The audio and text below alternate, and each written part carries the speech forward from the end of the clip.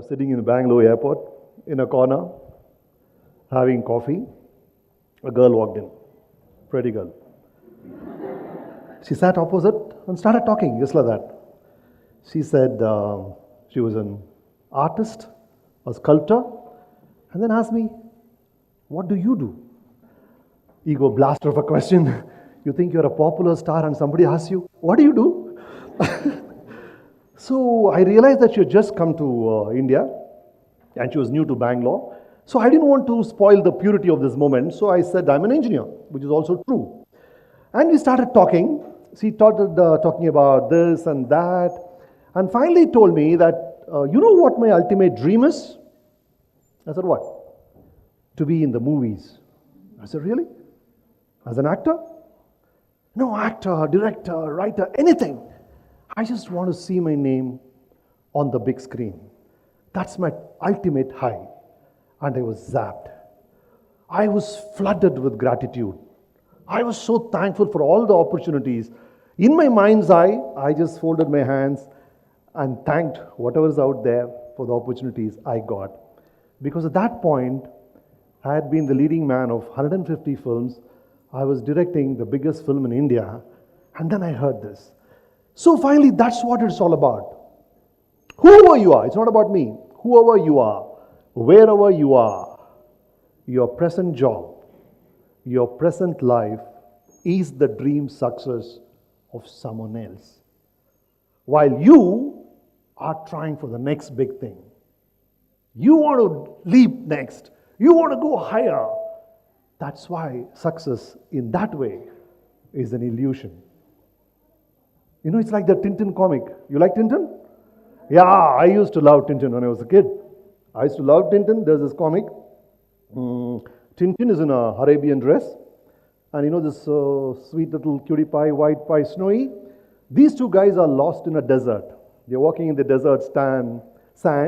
The throat is parched. They want water so badly. And Tintin sees water there. "Snowy, water!" They run and dive. No water. It's a mirage. Snowy comes out, his nose has got full of sand, and then looks up at Tintin. Again, Tintin looks up, one more mirage at a distance. Again, water! Again, they dive. Again, more sand on the nose. It happens to us all the time. You think, this is my idea of success. This is what I want to be. Actor! Director! I have a big sand mine at home. I can do the official Kannada remake of Sandman. So that way, success is a goalpost which keeps on moving. There's a lovely word called Maya in India. Maya, see, there is truth and the opposite is false, right? The opposite of true is Maya. But Maya is not false. It's not true either. But it feels absolutely real. It's so real that you believe it's real. That kind of an illusion, a Maya, is this success. This success in terms of, let's say, fame or money, power, this kind of success I'm talking about. I did a show called Weekend with Ramesh where I interviewed a lot of celebrities asking them about success. And finally I realized what true success was. I feel true success is when you have peace within. When there is peace within. And that happens when your thoughts, your words, and your actions align. When you say something, you do the same thing what you're thinking about. That's what it's all about, I feel. The rest of it, that's when you're happy in your skin. You're happy with yourself, wherever you are. You're comfortable with yourself. You like the guy you see in the mirror. That is the success you must aim at. The rest of the success will come to you. We'll talk about that. The other part of the success, which you're all chasing, creates an illusion in two ways. One, it creates an illusion in the minds of other people. Like, let's say, this is my height, this is how tall I am. But in the minds of people, you are like this guy. He is right. He's much taller than you are, he's much more colorful, he's funnier, he's more entertaining, and then to live up to that expectation of the so-called image in the other people's mind, it's quite a task. This guy many times is very, very faithful to me. I move my right hand, he moves his right hand. I move my left hand, he moves his left hand. I jump, and he jumps. I turn around, he turns around too. But many times, my image has a mind of its own. Hello. Stop!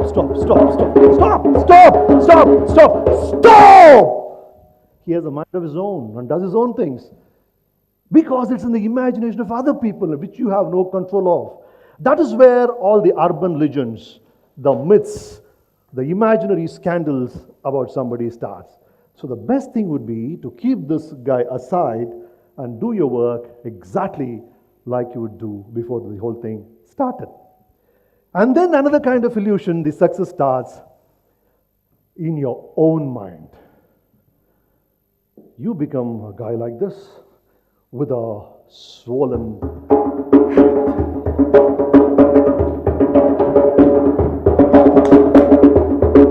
Okay, this is what happens to you. Because of the constant attention, because of the constant appreciation, because of the constant acceptance, your head swells. You think you're much smarter than you are. You think you're much funnier than you are. You think you're more gifted than you are. And you land up like this guy, and you know what's going to happen? My son, when he was a small kid, he asked me, Daddy, when the matchstick rubs on the matchbox, the matchstick burns. Why not the matchbox? I said, why? He said, because matchstick has got head weight.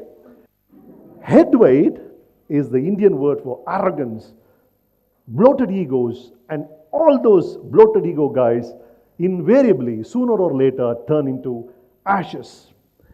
But one thing I can tell you, a positive way to look at these two analogies is to treat them in the right spirit. What happens is, when you win your first trophy, let's say you're speaking on stage or you're running a running race, when you get victory for the first time, when you hold the trophy for the first time, you feel exuberant. And that success gives you such a confidence that the next time you go on stage, you're much better and better and better. Success begets success. So the first acceptance of your work, sometimes it is delayed, that doesn't matter. But the first acceptance of your work is very, very important. Because on it you build layers and layers and layers of work. And in your own mind, see, it's happened to me. Suddenly, your imagination becomes wild and big. Things which were not there in the realm of your imagination come into your mind. You think of such big things which you're simply not capable of when you started out. That is the capacity of success. It widens your mind. So in your mind, if you apply these two guys properly, you become the biggest, the best, the tallest version of yourself. And that's what you should aim at. Right, guys? Will you give us a break? I want to tell them my flashback. Oh, yes. Okay, so how did my journey start? I was on a stage like this in college. I did a skit. One of the judges liked my work. She said, will you do it on radio? I said, yeah, sure. I did it on radio. Her friend who was in television was there on that day. And she asked me, hey, that's cool. Will you do it on TV? I said, yeah, sure. It came on TV on a Diwali day when all the film guys probably had a holiday. Hey, will you act in films? I got 3 films on the same day. And I said, yeah, sure, yeah, sure, yeah, sure. That's all it was. I kept on saying yeah, sure to all the things which happened. And I look back and there's something called the body of the work. That's all it is. It's magical how one opportunity leads to another, leads to another. And then you have something behind you. And when the opportunity really comes, many times you don't know it's an opportunity. In fact, there was a Reader's Digest joke. They ask, hey, how to be successful?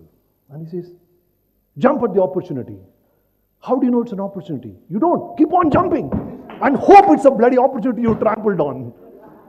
That's all it is. Many times the opportunity is not crystal clear in front of you. Sometimes it is. Sometimes it is not. And then you realize, on hindsight, you're seeing the rear view mirror and say, hey, I just trampled on an opportunity. That's what it is. That's the way it works. And then these guys who gave me those breaks, they are very important. I was doing small bit roles in the first 10 films. Somebody said, hey, this guy can take on a film entirely on his shoulder, make him the leading man. And then I became a hero. I was doing that for quite some time, and somebody said, hey, this guy can be a director, and somebody promoted me as a director. Perhaps I knew I could act. I knew I could write. I knew I could direct. But then the exact opportunity came through someone else. Those people, those well-wishers, who see the potential in you, who support you, either financially or morally or as a team, these guys matter a lot. These guys matter a lot in your journey. In fact, I read a lovely thing somebody said when they said, all of us can fly. All of us can fly. But by default, the problem is we have only one wing. So how do you fly? You hold another worthy hand and make that wing yours, and both of you fly. That's how it works. I thought that was a wonderful thing somebody said. That's what it's all about. So you find these people, and the main wing, to me, to many of you, will be your family. My father wanted me to be an engineer. He had a factory, but then I chose cinema. He has not complained. To this day, he has not complained. He let my dreams go take their way. My wife takes care of all my home issues so that my focus is totally on my work. My kids, my mother, none of them are a speed breaker to my journey. They're all catalysts. People like this, who help you to speed up your journey, matter so much in your life. These are the kind of people you must find and treasure them. Please don't lose them. It's very, very important to have these kind of people in your life. So, this is what happened, and my life went on and on. What are the other things which would have helped me? I was somehow, not really, my primary motive was never money. It's there, it's not there, but the primary motive was never money. It was the work. I used to enjoy the work so much. The thrill of going to shooting, of creating something, of writing something was so beautiful. Of course, the money came in a huge way later on. That's different. But that was not the primary motive. What I want to tell you is, finally, irrespective of other things, the core is about you. It's about your drive. It's about your passion. It's about your choices. It's about your sweat. It's about your mind. Wherever you want to go, wherever you want to land, this is the only compass available. So never abuse your mind. And wherever you want to go, wherever you want to reach, this is the only vehicle. So never abuse your body. Never abuse your mind. Never abuse your body. Be super fit, physically, mentally, spiritually, financially, everything. And then another thing which worked for me, which I'm sure worked for you, is, if there are two magic words to share, I would say, build rapport. With every soul you meet, build rapport.